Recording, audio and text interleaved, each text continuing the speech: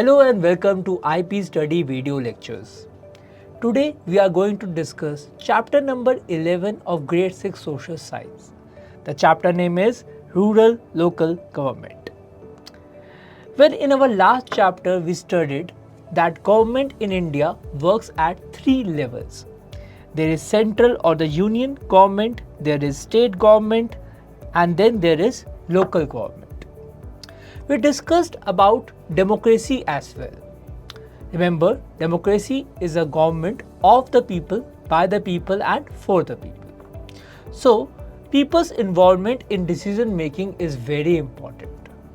And it is through local governance that grassroots democracy is implemented. Basically, it means that peoples are solving their own problems with common efforts. Right? So in this chapter, we will study how Panchayati Raj institution works in the entire country to make up the local level of governance, right? So when we talk about local governance, we need to understand that our country is divided into cities, towns and villages. India is a country with more than 140 crores of people and about 2/3 of them live in villages. There are about 6 lakh villages in our country. There are many cities and towns as well. But here in this particular chapter, we will be focused only about villages, because villages means that we are talking about the rural governance. Villages refers to the rural areas, whereas cities and towns refers to urban areas, which we are going to study in the next chapter. At the rural level, it is a Panchayati Raj institution which governs the people. Now this system works at 3 levels, which is why it is called a 3-tier system. At the village level, we have the Gram Panchayat. At the block level, we have the Panchayat Samiti, and at the district level, we have the Zila Parishads. So we are going to discuss this structure in detail. But yes, before we do that, we also have to understand what is Gram Sabha. Now it is given in this box, Gram Sabha. See, in every village, if you turn to the age of 18, you automatically become the member of Gram Sabha. So, any man, any woman above the years of 18 is a member of Gram Sabha. What does this body do? This body elects the members of the Gram Panchayat, which is actually a small body of people who are looking after the problems of that particular village. So they elect those members. And not only elect, they actually participate in the meetings as well. So in many pictures you would have seen that there is a group of people who are sitting at an uplifted area, and then many villagers are assembling them or are around them. So that is a typical Gram Sabha meeting where the villagers are telling their problems and the people of the Gram Panchayat are trying to solve those problems, right? So we can say they actually supervise the work of the Gram Panchayat. They actually look after the point whether the Gram Panchayat is doing their job properly or not. And yes, the budget also, how they will allocate their budget, in which function. Like there could be many problems in a village. Say they have to fix the street lights, there is problem with the water facility, or maybe some children come and say they want more playing area. So there are different problems that have to be looked after. But which one is to be prioritized? Which problem will use what kind of budget? All these things are decided in these Gram Sabha meetings. So you can see how grassroots democracy is actually taking place in action, where it is the people of that particular village who are deciding on the future of their own village with mutual understanding, right? Here in this table, I will just zoom it. You can see how there is a very good structure in the Panchayati Raj institution. We already discussed about this. At the village level, you have the Gram Panchayat. At the block level, you have the Panchayat Samiti. And at the district level, you have the Zila Parishad. So now let us move to the Gram Panchayat aspect of it. Okay, so we already discussed that it is the members of the Gram Sabha who are electing the members of the Gram Panchayat. And how many members will be there in the Gram Panchayat? Well, that depends on how large the village is. Some smaller villages have only 7 or 8 members in the Gram Panchayat, but some large villages might have up to, you can say, 25-30 members as well, right? So the number varies according to the size of the village. Now, Sarpanch or Pradhan. Sarpanch or Pradhan is basically the head of the Gram Panchayat. Like in every family, there is that grandfather who is taking more in charge. Like all the people in the family are important, no doubt, but you look up to the grandfather for advice, for moral support. So that job is done by the Sarpanch, who is the head of the Gram Panchayat. In many places in our country, this term Sarpanch is replaced by some other word. So depending on where you are, whether you are in Rajasthan, Tamil Nadu, West Bengal, some other words are used for a Sarpanch or Pradhan. But yes, these two are the most common terminologies by which we address to the head of the Gram Panchayat. Now, sometimes it is possible that the Sarpanch is not available, right? In the absence of that, there has to be someone who takes his or her decisions. Now, for that, there is a provision for Up Pradhan, right? So, the Gram Sabha can also elect a Up Pradhan who is taking responsibility when the Sarpanch or the Pradhan is not available, right? Now, Panchayat Secretary. So, why do we need a Panchayat Secretary? A Panchayat Secretary is an appointed government employee. He or she has been appointed by the government to look after the affairs of the village. It is very much possible that the Sarpanch and the other members of the Panchayat are popular among the people of that village, but they may not be as educated or qualified to solve some of the problems. Like you need to properly plan out anything that you want to do in a village. So Panchayat Secretary, with his qualification, with his understanding of how things run, he or she helps the Sarpanch in carrying out the various activities in that particular village, right? And yes, then one major problem of the village is the land records. There are many disputes in a village in relation to the who acquires what land. So to resolve that problem, the job of the Patwari is very important. A Patwari maintains land records, and if there is any problem, any dispute, those land records can be seen by the Sarpanch and that problem is resolved. And also to collect the land revenue.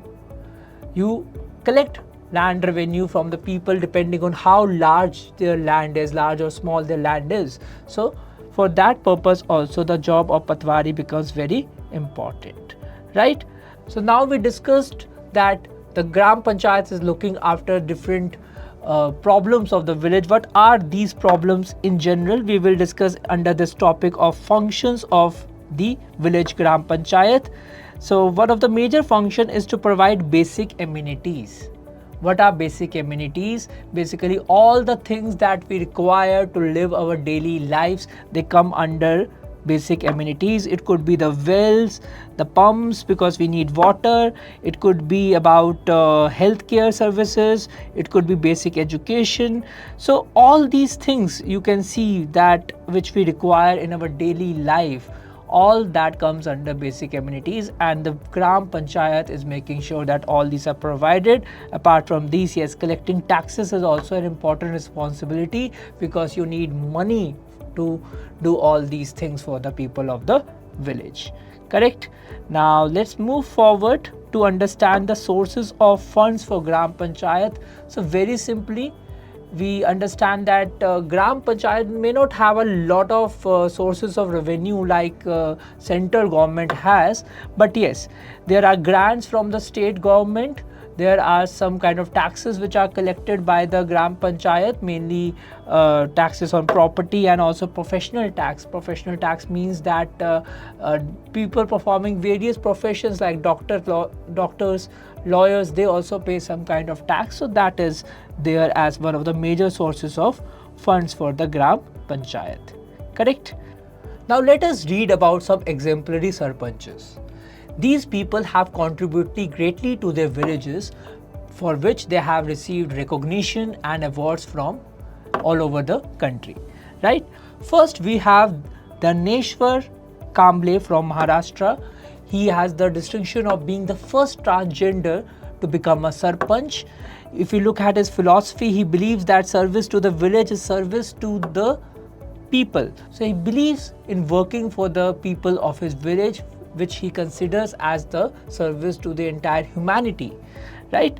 So now Vandana Bahadur Mehta is another important sarpanch who has set brilliant example for sarpanches all over the country. She has worked for uplifting women in her village. She has also worked on providing sanitation facilities in her village. So another outstanding contribution from a sarpanch. Next we have Popat Rao Baguji from Maharashtra, another important sarpanch. He worked on the Anna Hazare model of water conservation, which actually brought him recognition all over the country, even got him the Padma Shri award in 2020. Right? So some outstanding contribution of these sarpanches actually inspire people to, in fact, those leaders to work, because if they can do it, many other also get inspiration to work for their villages. So very important for that. Now let us study about a very interesting topic, child-friendly Panchayat initiative. Now we all understand that all the members of the village are automatically part of the Gram Sabha. But what about the children of that village? So child-friendly Panchayat initiative is there to address the problems of children. Many states across our country are encouraging children to become part of the child-friendly initiatives, so all the Bal Sabhas and the Bal Panchayats, right? So this is their task. In many parts of our country, like in Maharashtra, if we look at that, the child-friendly initiative, the Panchayat initiative, is helping to resolve problems such as child labor and also the problem of early childhood marriages. So they have addressed these issues for elders to work on these issues and resolve these problems, right? Even in Sikkim, if we look at the work of Sangu Radu Khandu, now this group of the Panchayat initiative has also made great work in that particular area in terms of making schools better for children, in the sanitation facilities. So all these issues that are there for that particular village, they have helped to resolve those, or rather at least address these problems for elders to look after. Even in Rajasthan, we see the Child Parliament of Rajasthan, which has got so many honors from across the world.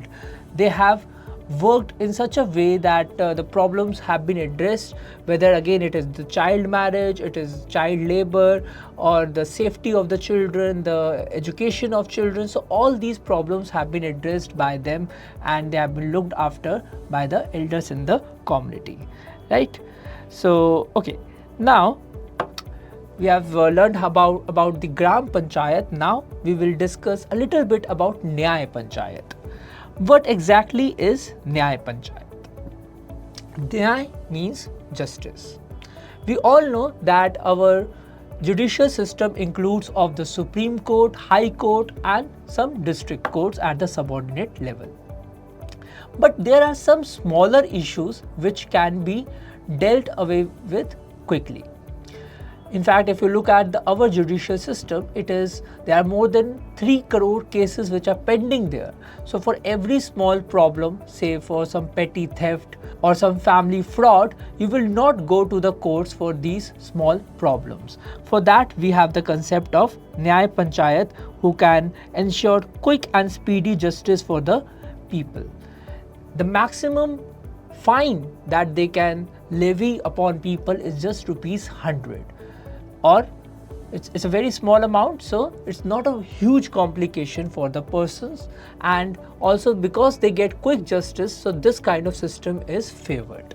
Not all villages may have a Nyaya Panchayat. Sometimes it could be the combination of 4 or 5 villages which have a common Nyaya Panchayat. Right? So we understand Nyaya Panchayat is very important to ensure quick and speedy justice and to resolve problems which are not as big. And yes, if you are not satisfied with the decisions of the Nyaya Panchayat, then there is always an option to go to the formal courts, the higher courts than the Nyaya Panchayat, right? Now let us move to the next level of the Panchayati Raj institution. It is the Block Panchayat Samiti. It is often described as the intermediate level. Basically, it is a level which is between the Gram Panchayat and the Zila Parishad. Now, basically a block is comprising of a good amount of villages. It could be 30 or 40 villages.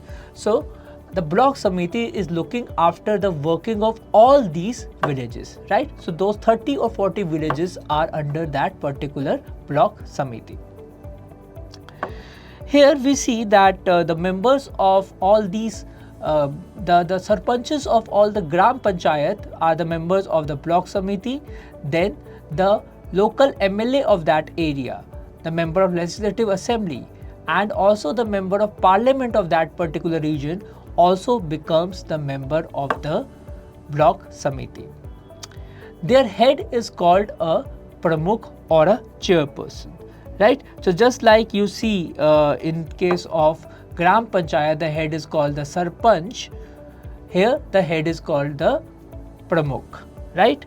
And just like you have the Panchayat Secretary to assist the Sarpanch and the Gram Panchayat, here you have the Block Development Officer to assist the Pramukh in carrying out the activities in that particular village.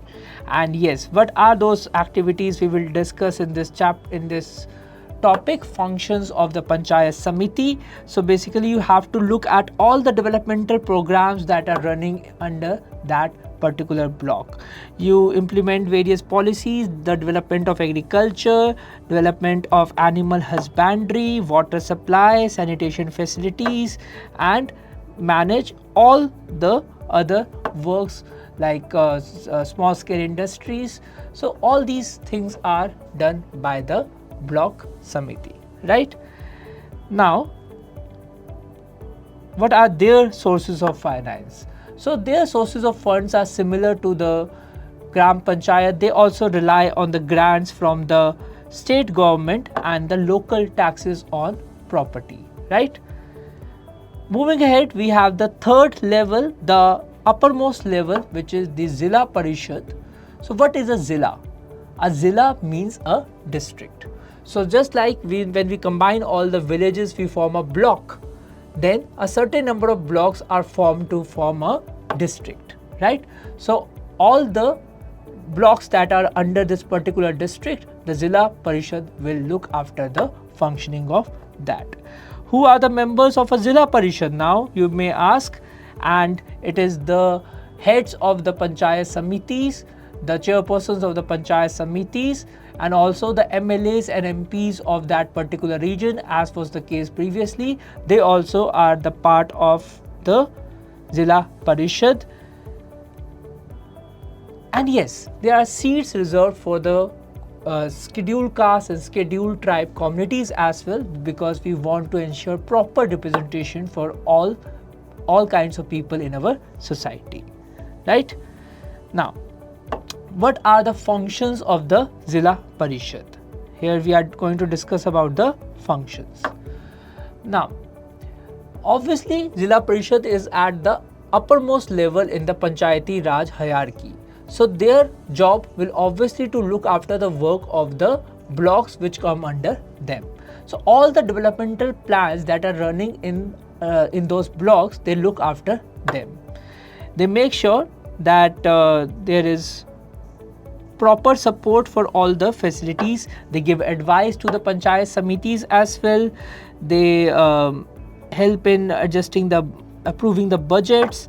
So all the functions that are to be performed by those block levels, they kind of supervise them, right? Now, the sources of Zila Parishad are very similar again. they rely on the local taxes. These taxes can be levied on property and also on water supply, pilgrimage, and also the grants from the state government. So their taxes, their revenue, source of revenue are again very similar to the other forms of local governance. Now let's discuss about this case study, which is talking about how the Panchayati Raj institution has empowered the women. The women representation in our Panchayati Raj institution has been reserved at 33% since a very long time. This has made women participate at different levels of governance at the local levels, and some states have even increased that representation from 33 to 50%. So why do we need women to be represented in the local bodies? It is very simple. Imagine your class has 50 students. 25 of them are boys and 25 are girls. So if you are making a body of 5 students who are going to monitor the entire class, you will want at least 2 boys and 3 girls, or 3 boys or 2 girls.